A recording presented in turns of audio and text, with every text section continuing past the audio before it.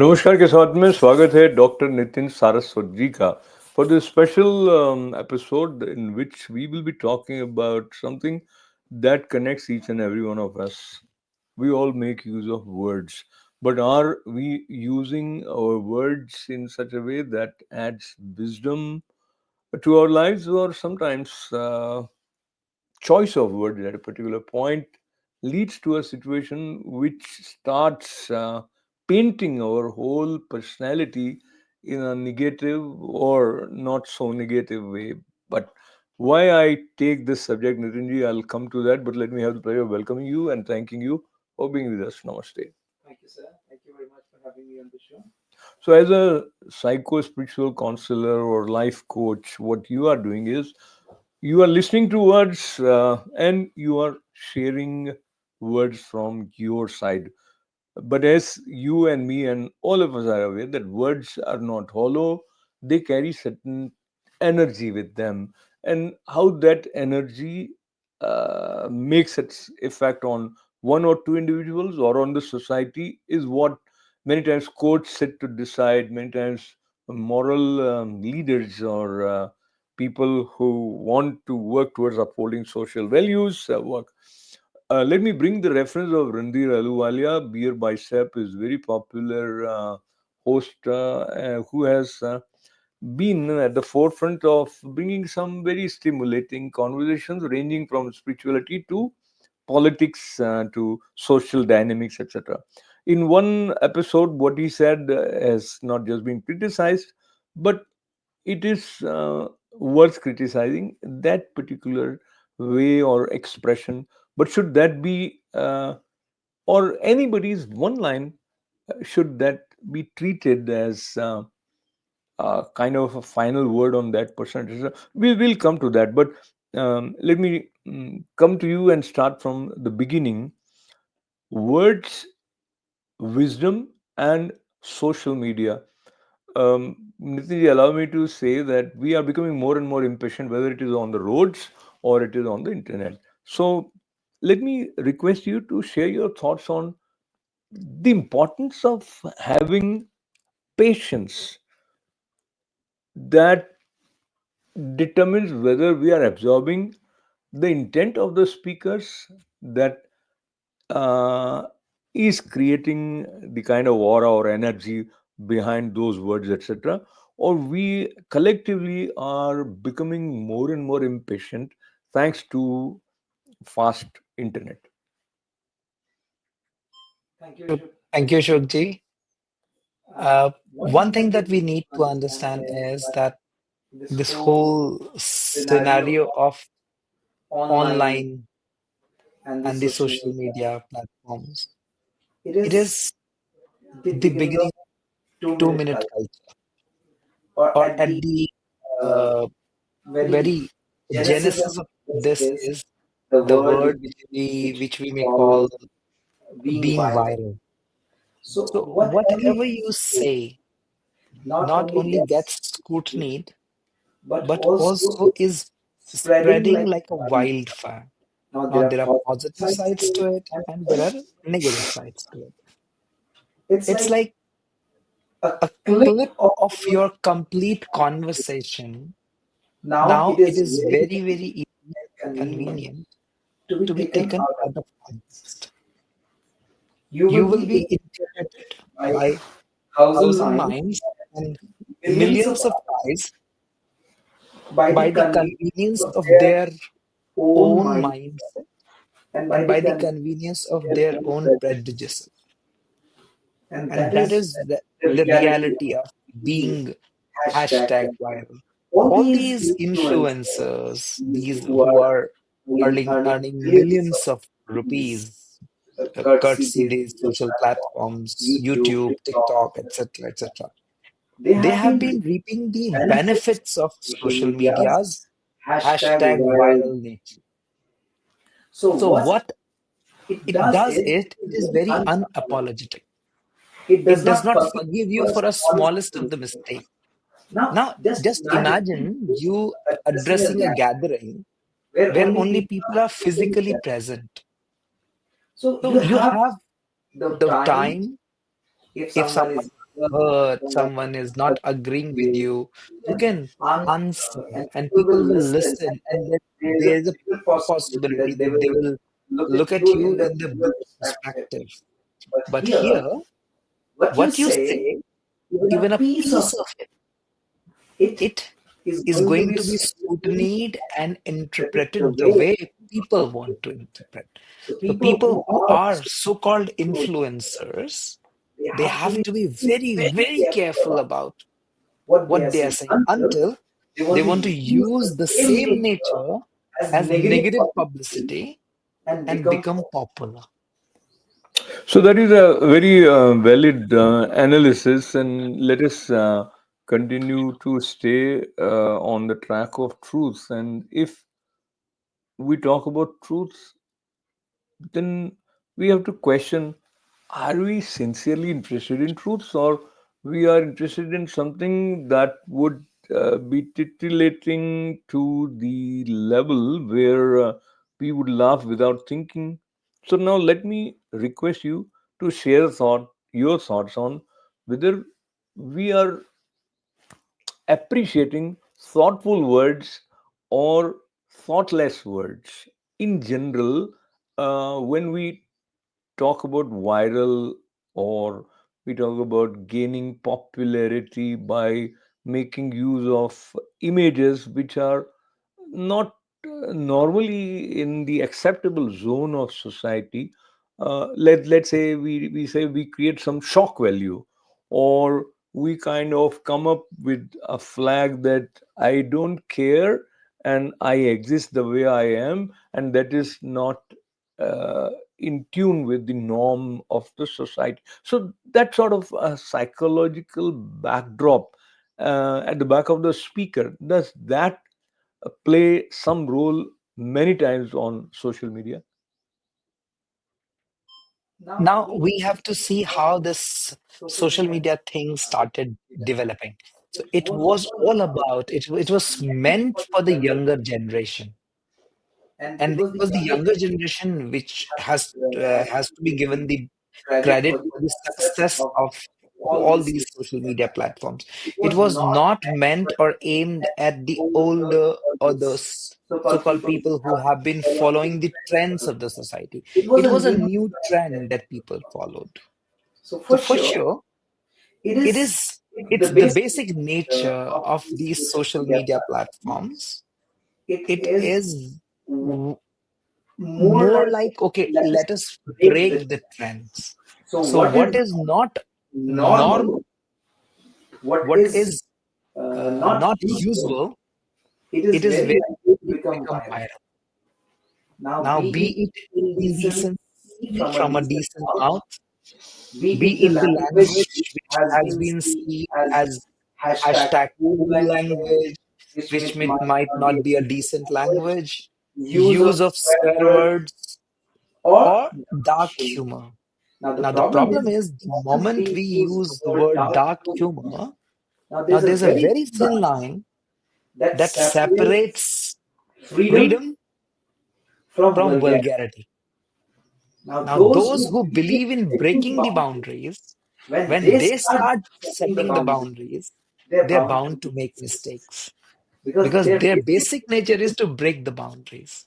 So they will never understand that the thin line that makes them a rebel who is there to set new norms, but which is creative, and a rebel who is going to destroy everything.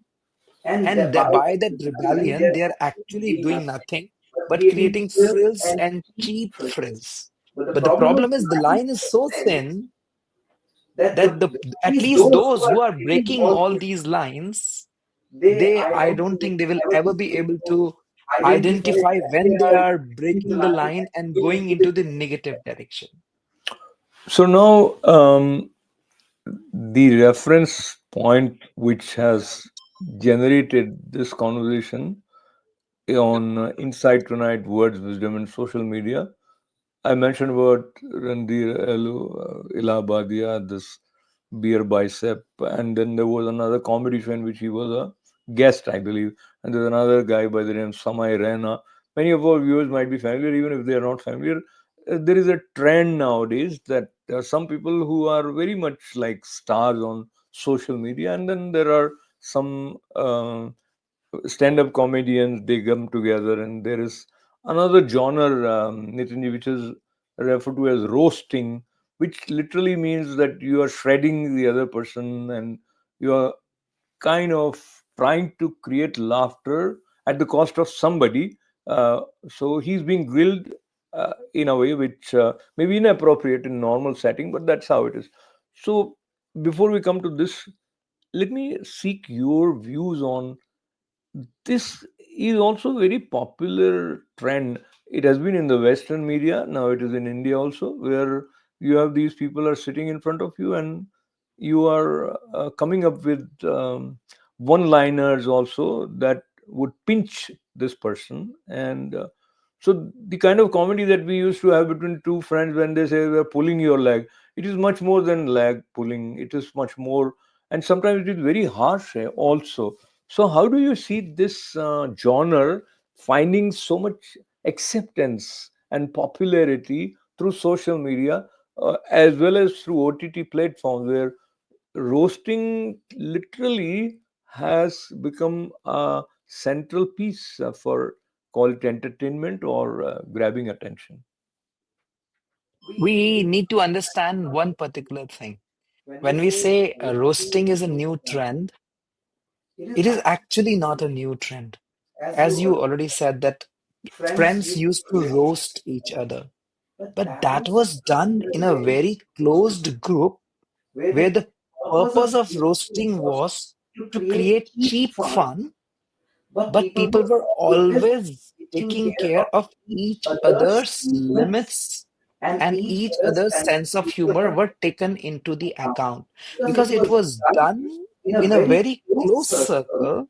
It was very easy for friends to control it, and yet it used to create some catastrophic relation situations where people used to get hurt and there used to be fights, etc., etc., etc. Now, the problem is the West, which propagated roasting as a new form of humor, they forgot the philosophy behind it. The philosophy behind roasting was they wanted to use roasting as a psychological tool to create a society which is not unnecessarily sensitive. Okay, that's nice. But it's like when you say unnecessary sensitive, this is again, it's a very vague situation. It's a very vague definition to go into. So when you are in a very small setting and you're talking to people in person, and when you know the people in person, it is very easy for you to know how much is too much. But when you do not know people in person, then the problem is your conversation when you're roasting a person does not remain just one-on-one conversation. There are people who are listening to what you are talking, and now you have to take in account the conversation's sensitivity towards those people who are listening also. In their defense, we can say it was a closed platform. But the problem with the social media is nothing is a closed platform. Sometimes in the garb of creating more sensation, and sometimes for the they say, as they say, no publicity is bad publicity. These people try to create more hoopla around what they are doing. And in that attempt, sometimes things go north and south and they cannot control it. This is what has happened with Ranveer Ahluwalia. As I was listening to one Hello, of the hello, Mari. conversations, Yeah. so uh, I'm sorry. So and these comments that he has made, actually he has copied these comments out of an Australian show. Now I wonder what their culture says about those comments. But here in Indian context, whatever he was saying, I think even the youngest of the people, they will take it with at least with a pinch of salt. So now, what you said also finds its echo in not just many artists, thought leaders, writers, playwrights, Supreme Court judges also.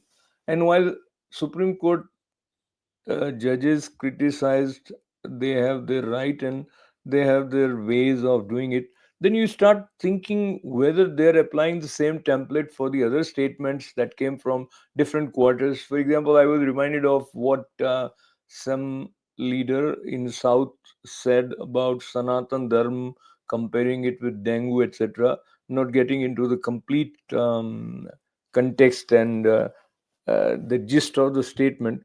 But then this kind of reaction didn't come. So I was wondering, some statement that came from the platform which was declared comedy, not decent one, and I'm not advocating for him, but I'm just comparing. But the similar sort of response from Supreme Court or from other quarters to this extent was not heard, while this statement by a leader in was made about, which was very, very disrespectful to Sanatan Dharma. So, where do you find the balance and the proportion in terms of the way collectively society or certain institutions react?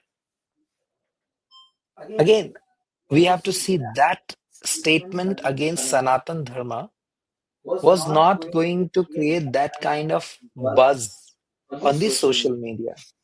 All the sensitivities were hurt of the people who were so-called right wingers. The the hurt sentiment was not echoing like a collective conscious of the society, or at least it was not being seen as one Perception. perception. Here, the perception is in, especially in Indian continent, the whole continent, or maybe worldwide.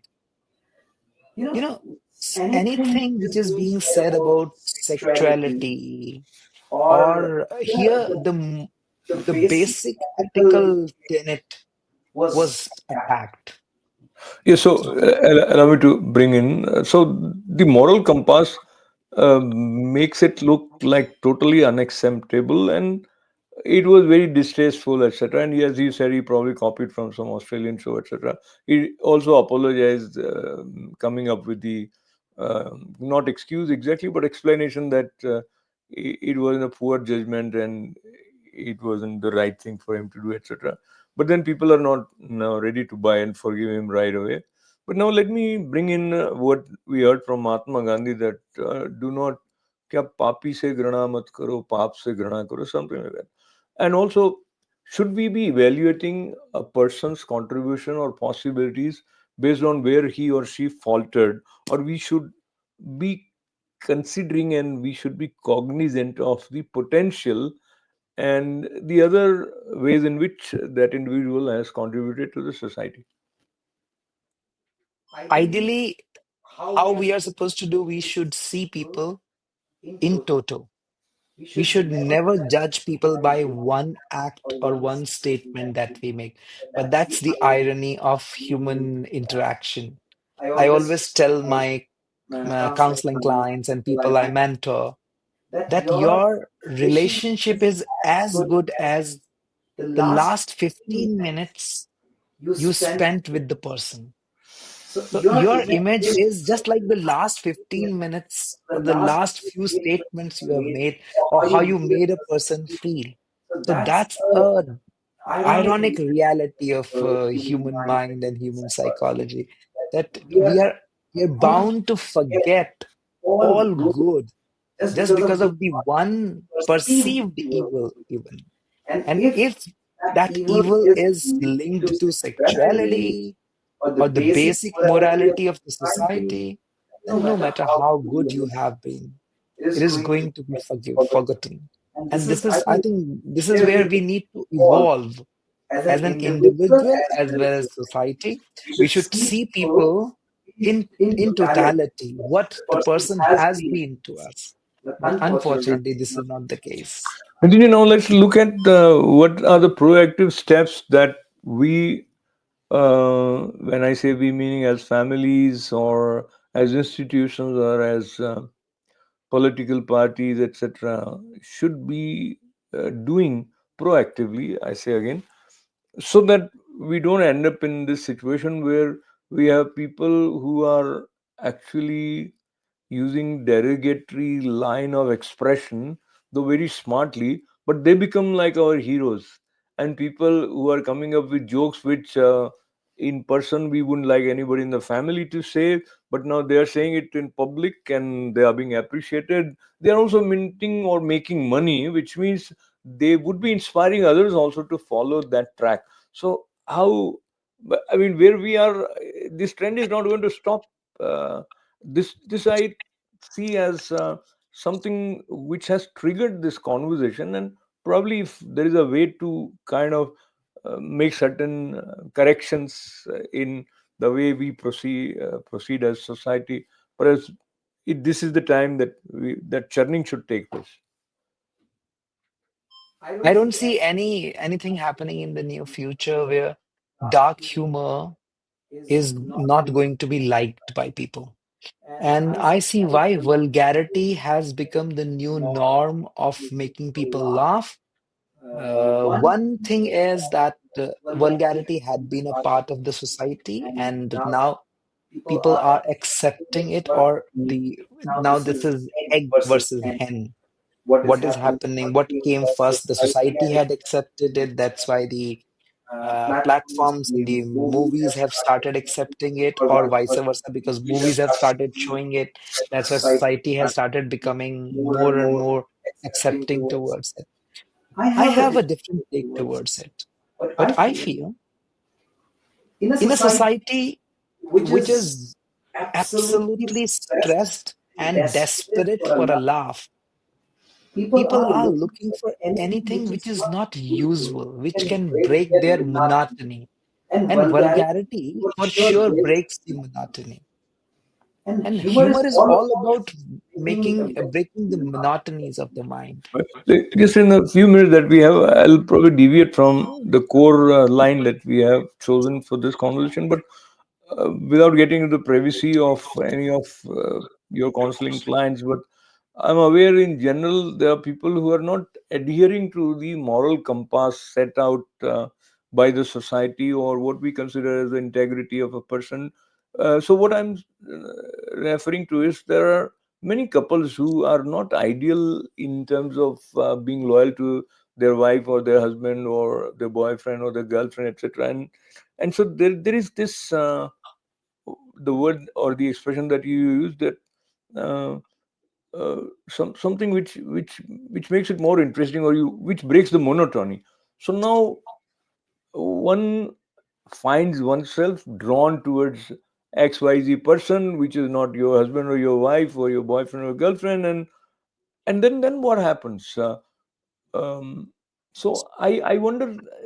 There are many cases where you find not just in Western society but in India also that people are not living exactly जो आदर्श राम का जीवन या एक पत्नी व्रता ऐसा ऐसा तो what is the way out or the future, and when I say future I'm talking about the person who has been in that situation, whether receiving and or who he himself or herself was uh, kind of going in that direction of breaking his loyal commitment, or the other person who finds that his spouse or husband has cheated.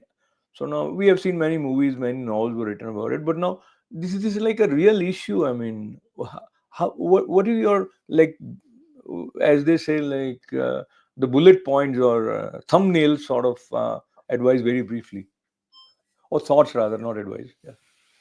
The first thing that we need to understand is that adultery is much more common than what meets the eye. Fortunately or unfortunately, in majority of cases, it doesn't get noticed or doesn't get caught. And I always tell people one thing that in the in the present scenario, we need to develop a better bond, and we need to see it as okay, one of the slits. as we do many mistakes, one of the slips. And it's a reminder that there was something which needed to be done to create, to make marriage more interesting and to make marriage free from insult and uh, common goals, not having common goals. So look at adultery as if people are still interested in living together.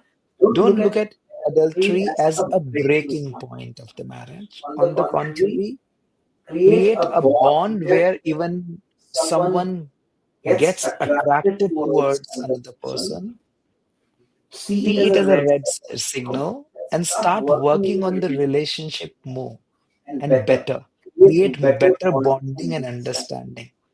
Because the number of adultery cases is alarmingly high.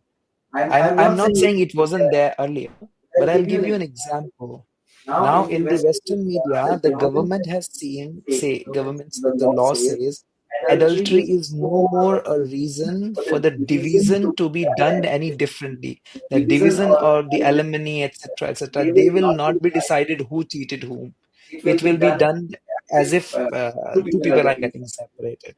So, unfortunately, the West makes a trend, or US makes a trend, then the whole country follows, the whole world follows it. So we have to look at it as a reality, and we have to make our marriages more adultery proof, rather. So, on that note, making marriage adultery proof, as well as I think we need to work on our inner environment so that we are more integrated. Are better bonds, as well as we have next gen finding those ideals being practiced and lived in their own family so that they trickle down and they become a part of them. But I think words do play an important role, and the choice of words certainly makes or mar not just the situation but the whole life. So I think what we discussed somewhere, it was with the intent to inspire or sort of make us aware that there is an important responsibility which rests on the shoulders of each and every one of us. Would you agree on that briefly? Yeah, Absolutely. yeah. So, on that note, with lots of good wishes and thanking Dr. Nitin Saraswat for Thank you very much. agreeing to talk on this important and sensitive subject. Thanks to you with lots of good wishes. This is Ashok Vyas. Namaste.